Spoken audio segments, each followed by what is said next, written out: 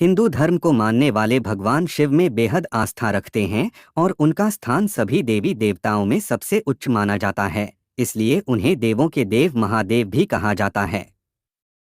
भगवान शिव को बहुत सारे नामों से बुलाया जाता है, जिसमें से एक भोलेनाथ भी है, और भोलेनाथ उन्हें इसलिए कहा जाता है क्योंकि उन्हें प्रसन्न करना बेहद आसान है। बस भक्त के मन में श्रद्धा और प्रेम होनी चाहिए, और जब वे किसी से प्रसन्न हो जाते हैं तो उसका मनचाहा वरदान प्रदान करने में जरा भी विलंब नहीं करते हैं। ठीक वैसे ही जब बच्चा किसी से खुश हो जाता है तो बिना किसी कपट भाव के अपना सब कुछ देने के लिए तैयार हो जाता है। यही कारण है कि उन्हें भोले बाबा कहा जाता है। आज हम आपको भोले बाबा से जुड़ी कुछ ऐसी कहानियां बताने जा रहे हैं जिसके बारे में आपके जरूर पता होना चाहिए। कहानी नंबर 1। भगवान शिव की जटाओं से गंगा क्यों बहती है। शंकर भगवान से जुड़ी हर चीज के कोई न कोई मायने जरूर होते हैं। ठीक इसी प्रकार उनकी जटाओं से बहने वाली गंगा के पीछे भी एक कथा है। आपकी जानकारी के लिए बता दें कि गंगा नदी पहले पृथ्वी पर नहीं थी, वह स्वर्ग लोक में बहती थी। ऐसा क्या हुआ जिसकी वजह से गंगा मैया को पृथ्वी पर आना पड़ा? हम आपको बताते हैं कि आखिर इसके पीछे की कहानी क्या है। तो गंगा माँ को शास्त्रों में देवी कहा गया है। भागीरथ नाम के एक प्रतापी राजा थे और वो चाहते थे कि उनके पूर्वजों को जीवन मरण के दोष से मुक्त कर दें, और इसके लिए माँ गंगा पर धरती को आना होगा। उन्होंने अपनी इस इच्छा को पूरा करने के लिए माँ गंगा की तपस्या की, और वो उनकी तपस्या से प्रसन्न भी हो गई थी। लेकिन उन्होंने बताया कि यदि वो स्वर्ग से पृथ्वी पर आएंगी तो पृथ्वी उनके प्रवाह को बर्दाश्त नहीं कर पाएगी। यह बात सुनकर भागीरथ विचार में पड़ गए कि माँ गंगा को धरती पर लाना कैसे संभव होगा। फिर उन्होंने भागीरथ शिव की तपस्या की और उन्हें प्रसन्न भी कर लिया। भगवान शिव ने उनसे वरदान मांगने को कहा तो भागीरथ ने भगवान से माँ गंगा के पृथ्वी पर आने की इच्छा जताई और अपने मन की सारी बात उनके सामने व्यक्त की। फिर क्या था, सबके दुखों को दूर करने वाले शंकर भगवान भागीरथ की इच्छा को कैसे न पूरा करते। जैसे ही माँ गंगा पृथ्वी पर आने लगी, प्रभु ने उन्हें अपनी जटाओं में धर लिया और फिर उनकी जटाओं से गंगा मैया 7 धाराओं में प्रवाहित हो गई। अब आप जान गए होंगे कि भगवान की जटाओं से धारा क्यों बहती है। कहानी नंबर 2। क्यों रहता है शिव जी के सिर पर विराजमान आधा चांद? तो हुआ कुछ ऐसा कि चंद्र जो खुद बेहद खूबसूरत थे, उनका विवाह दक्ष प्रजापति की 27 नक्षत्र कन्याओं के साथ हुआ। चंद्र का स्नेह रोहिणी के प्रति ज्यादा था। इस बात प्रजापति के अन्य कन्याओं से सहन नहीं होती थी। वे सभी अपना दुख अपने पिता को बताने लगी। क्रोधी स्वभाव के प्रजापति ये सुनकर गुस्से में आ गए और उन्होंने चंद्र को यह श्राप दे दिया कि वो क्षय रोग से ग्रस्त हो जाएं।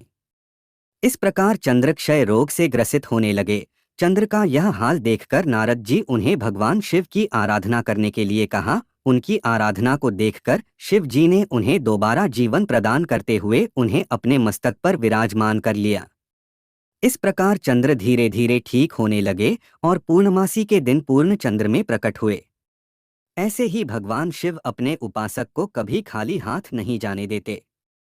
इसलिए कहते हैं कि जब हम सच्चे दिल से प्रभु से कुछ मांगते हैं तो वो हमारी प्रार्थना को सुनकर मृत्यु तक को टाल सकते हैं। कहानी नंबर 3। शिव जी की तीसरी आंख क्यों है? महादेव के चमत्कारों और दया के किस्से आपने बहुत सुने होंगे। आइए अब जानते हैं आखिर उनकी तीसरी आंख का क्या मतलब है। शंकर भगवान की तीसरी आंख का जिक्र पुराणों में भी किया गया है। भगवान शिव के मस्तक पर मौजूद तीसरी आंख से वो सारे संसार की खबर रख सकते हैं जो एक सामान्य इंसान नहीं देख सकता है।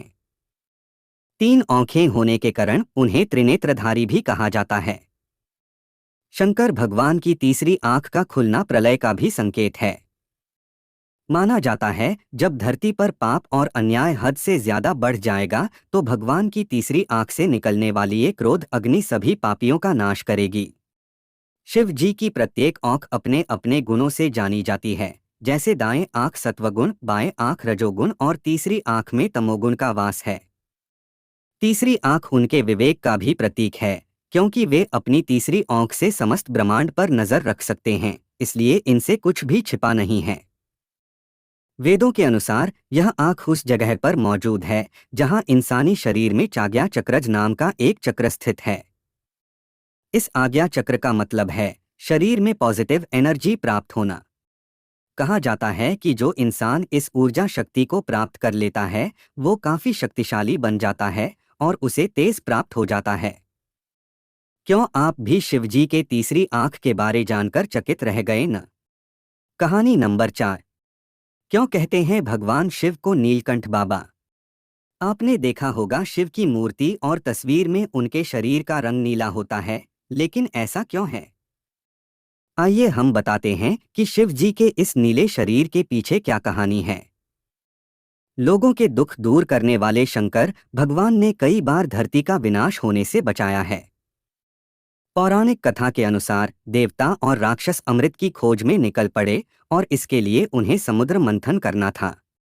यह मंथन हुआ क्षीर सागर में, जिसे दूध का सागर कहा जाता था। इसमें से 14 रत्न निकले, साथ में विष भी निकला। ये विष इतना खतरनाक था कि इससे समस्त संसार खत्म हो जाता। यह जानकर देवता और राक्षस महादेव के पास पहुंचे और इसका हल निकालते हुए भगवान विष का यह पूरा घड़ा पी गए, मगर उन्होंने यह विष निगला नहीं और इसे उन्होंने अपने कंठ में ही रखा, जिसके बाद उनका कंठ नीला पड़ गया। यही कारण है कि लोग उन्हें नीलकंठ बाबा के नाम से पुकारते हैं।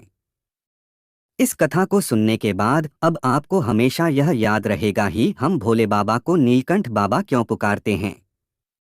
कहानी नंबर 5। आखिर क्यों मनाते हैं महाशिवरात्रि का त्योहार? वैसे तो शिवरात्रि से संबंधित कई मान्यताएं हैं, मगर उनमें से एक भगवान शिव और मां पार्वती के संगम से जुड़ी हुई है।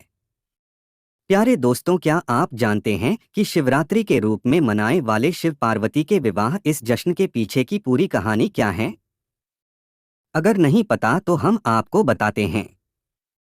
पर्वत राजा हिमवंत का राज कैलाश पर्वत के बहुत करीब था और पर्वत राजा का विवाह स्वर्ग की एक अप्सरा के साथ हुआ जिनका नाम था मेनका। इन दोनों की पुत्री थी देवी पार्वती। इनका नाम पार्वती इसलिए रखा गया क्योंकि वो पर्वत राजा की पुत्री थी और वो हर चीज में बहुत कुशल थी। माता पार्वती बचपन से ही भगवान शिव से ही शादी करने की इच्छुक थी। पिता हिमवंत की लाख कोशिशों के बावजूद भी उन्होंने अपना फैसला नहीं बदला। आखिरकार हिमवंत पार्वती को भगवान शिव के पास ले गए और उन्हें कहा कि अब से पार्वती आपकी सेवा करेगी। उस दिन से पार्वती उनकी सेवा करने लगी और उन्हें प्रसन्न करने का प्रयास करने लगी। भगवान ब्रह्मा इसके बारे में सब जानते थे, इसलिए उन्होंने शिव के दिल में पार्वती के लिए प्रेम जगाने की खातिर उन्होंने प्रेम के भगवान को शिव जी के पास कैलाश भेजा। वहां वो देखते हैं कि शिव जी ध्यान मग्न हैं। प्रेम के भगवान को अपना दिया हुआ कार्य भी पूरा करना था, इसलिए जिस समय पार्वती शिव जी पूजा कर रही थी उन्होंने उन पर प्रेम का बाण चला दिया। गुस्सा में शिव जी ने अपनी तीसरी आंख खोल दी और आग से प्रेम देवता भस्म हो गए। पार्वती अब समझ चुकी थी कि शिव जी को पाने का एकमात्र तरीका भक्ति ही है। उन्होंने तय कर लिया कि कठिन तपस्या करके वो शिव जी को खुश करके रहेंगी। एक दिन उस रास्ते से एक ऋषि गुजर रहे थे। उन्होंने पार्वती से सवाल किया कि हे सुंदर कन्या, तुम इतनी घोर तपस्या किसे पाने के लिए कर रही हो? वो तुम्हारे लायक नहीं है। उस पर विश्वास मत करो कन्या और लौट जाओ। शिव के बारे में यह सब सुनकर पार्वती माँ क्रोध में आ जाती हैं और कहती हैं कि उन्हें उनकी तपस्या करने दें। यह सुना ही था कि शिव जी एक ऋषि से अपने असली रूप में आ जाते हैं और पार्वती माँ अपनी परीक्षा में सफल हो जाती हैं। इस प्रकार भगवान शिव माता पार्वती से विवाह करने के लिए तैयार हो जाते हैं। दोनों का विवाह बहुत धूमधाम के साथ होता है।